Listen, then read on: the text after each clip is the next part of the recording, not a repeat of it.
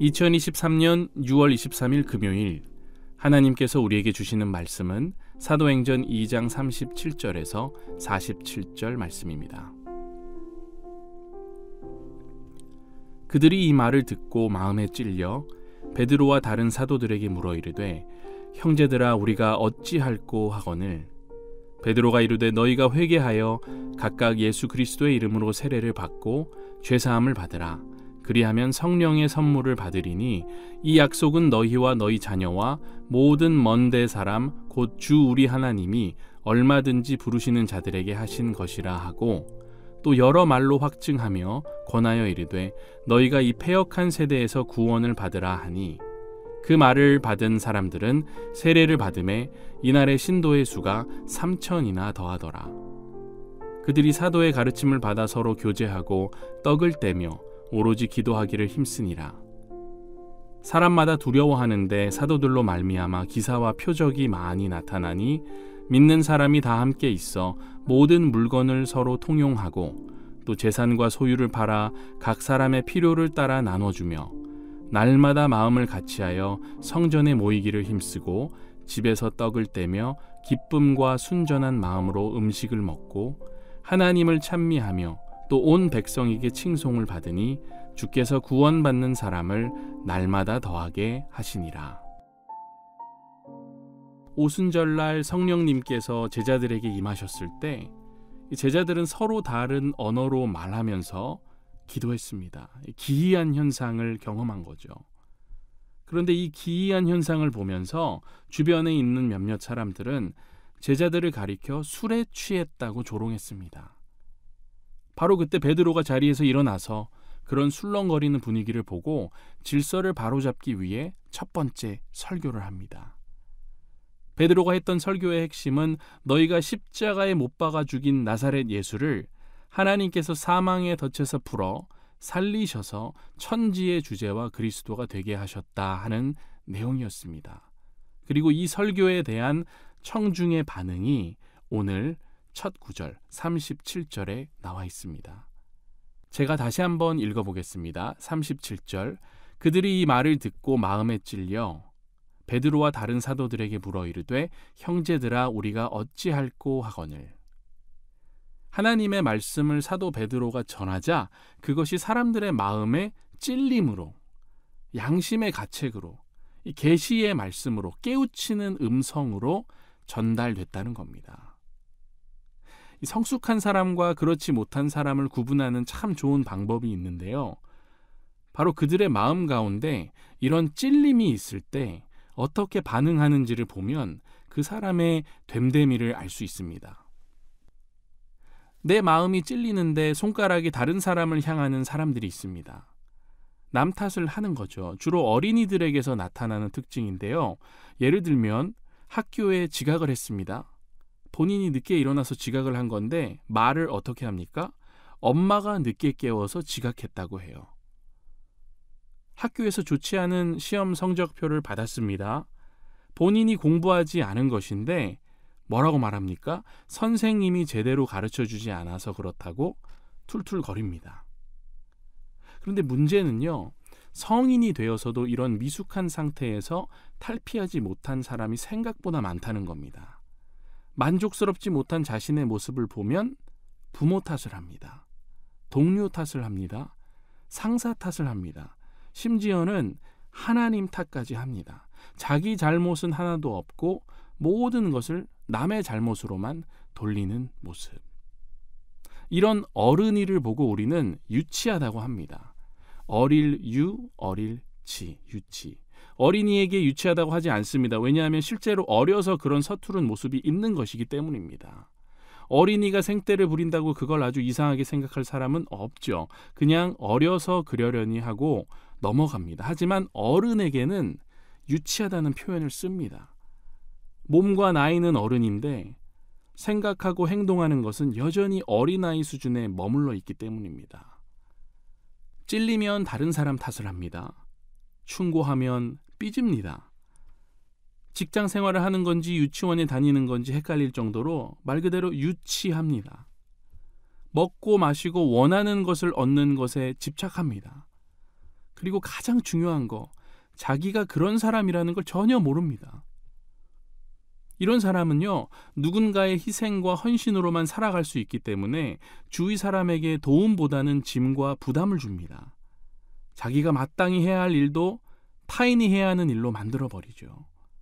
책임을 회피하고 양심보다는 군중 심리에 더욱 뜨거운 반응을 보입니다. 반면 여러분, 성숙한 사람은 어떨까요? 문제의 원인과 책임을 먼저 자기 자신에게서 찾고 스스로를 교정해 갑니다. 찔리면 어디부터 봅니까? 거울부터 보는 겁니다.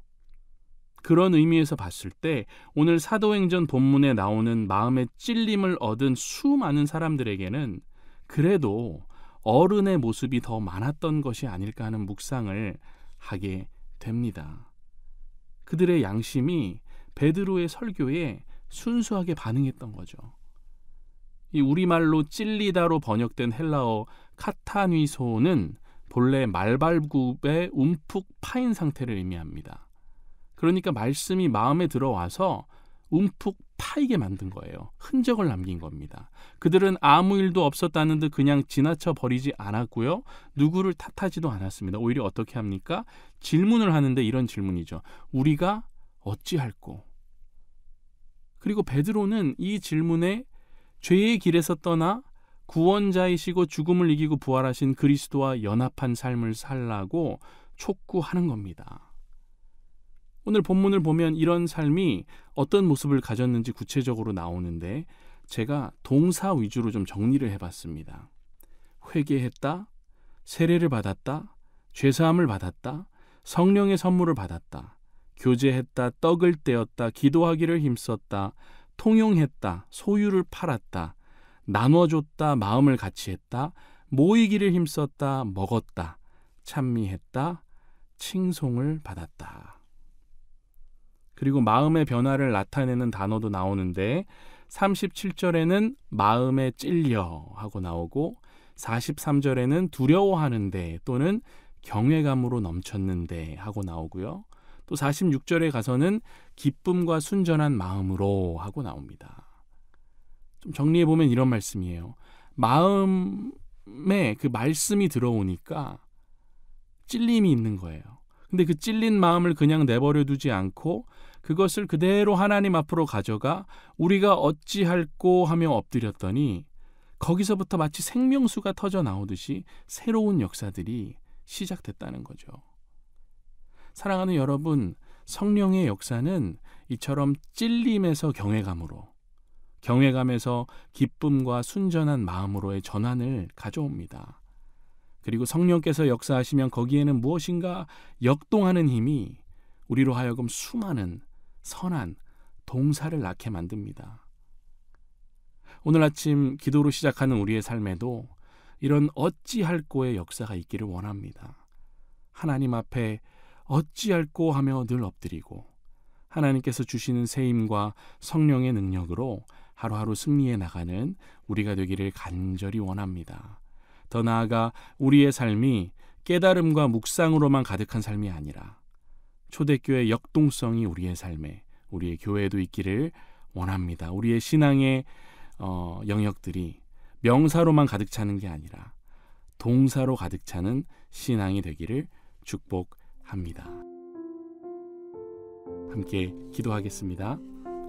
사랑의 하나님 아버지, 우리의 양심이 죽은 양심이 되지 않기를 기도합니다. 언제나 살아계신 하나님의 음성에 반응하는 양심을 가진 자들이 되게 하시며 찔림에 움찔하고 반응하는 신앙인들이 되게 하소서. 찔림이 사라진 무뎌진 마음으로 살아가는 성도들이 있다면 오늘 기도 가운데 우리 가운데 정한 마음을 창조하시고 우리 안에 정직한 영을 새롭게 하시며 우리를 주 앞에서 쫓아내지 마시고 주의 성령을 우리에게서 거두지 마소서. 특별히 하나님 아버지, 연동교회가 초대교회의 성령으로 역동하는 모습을 보며 찔림을 경험하길 원합니다. 그 거룩한 찔림으로 말미암아 우리도 회개케 하시고 하나님을 경외함으로 엎드리게 하시며 기쁨과 순전한 마음으로 주님의 몸된 교회의 사명을 감당하게 하옵소서. 이 일을 위해 세우신 위임 목사님과 동역하는 부교역자들 위해 사도들에게 부어주셨던 동일한 성령으로 함께하사 말씀을 전할 때마다 기도할 때마다 성령의 능력을 체험하게 하옵소서. 또 교회 재직분들, 직원분들 또한 동일한 성령으로 깨어있게 하시고 성령 충만하게 하셔서 맡겨진 사명을 언제나 잘 감당할 수 있도록 주님 그들의 삶 가운데 역사하여 주옵소서. 더 나아가 주님, 교회를 유심히 바라보고 있는 우리의 이웃들을 위해 기도합니다. 우리가 손을 내밀면 닿는 곳에 있는 이웃들을 기쁘게 섬기고 돕게 하시며 우리의 힘으로 어떻게 할 수 없는 어려움 가운데 있는 이웃들을 향해서는 우리가 더욱 기도하며 구체적이고 실질적인 도움의 손길을 내밀 수 있도록 지혜를 허락해 주옵소서. 또한 북녘 땅에 있는 우리의 형제 자매들을 떠올리며 기도합니다. 그들을 늘 위로하여 주시고 속히 하나님의 복음의 능력이 둘로 나뉘니 이 민족을 하나로 만들어 주사 화합과 치유의 역사가 시작될 수 있도록 인도하여 주옵소서. 또한 주님, 세계 곳곳에서 하나님을 간절히 붙들며 복음 사역에 전념하고 있는 선교사님들에게 오늘도 일용할 양식과 선한 인도하심으로 역사하여 주실 줄 믿사오며 이 모든 것 우리 주 예수 그리스도의 이름으로 간절히 기도합니다. 아멘.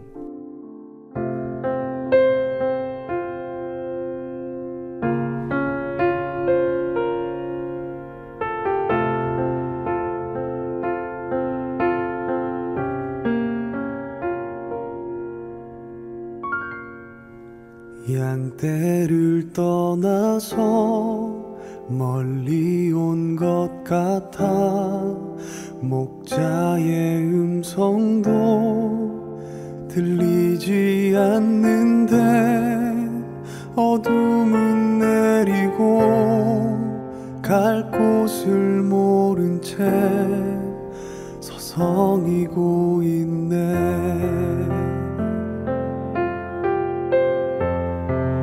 목자의 음성이 싫어 멀리 왔는데 내 맘대로 가면 행복할 줄 알았지. 가고 또 가도 더 목이 마르고 내가 원하던 곳은 이곳이 아닌데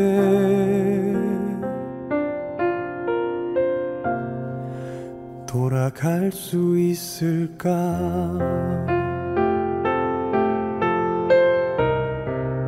목자의 음성이 싫어 멀리 왔는데 내 맘대로 가면 행복할 줄 알았지. 가고 또 가도 더 목이 마르고 내가 원하던 곳은 이곳이 아닌데 너무 오랜 시간을 헤맨 것 같은데 목자는 나를 잊었을 것 같은데 내가 있는 곳에서 힘껏 소리쳐봐도 너무 멀리 있어 들리지 않겠지.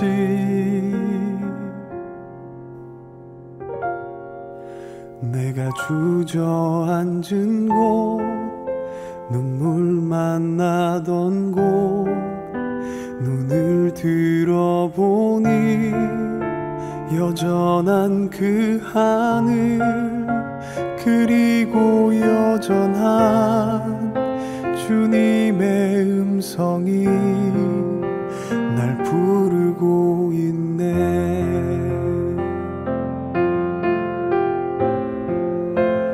내가 아무리 먼 길을 왔어도 여전히 나는 주님 품 안에 있고 헤매던 시간이 아무리 길어도 돌아가는 길 이렇게 짧은 걸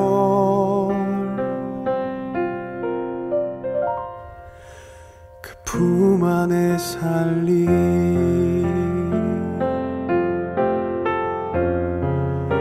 그 품 안에 살리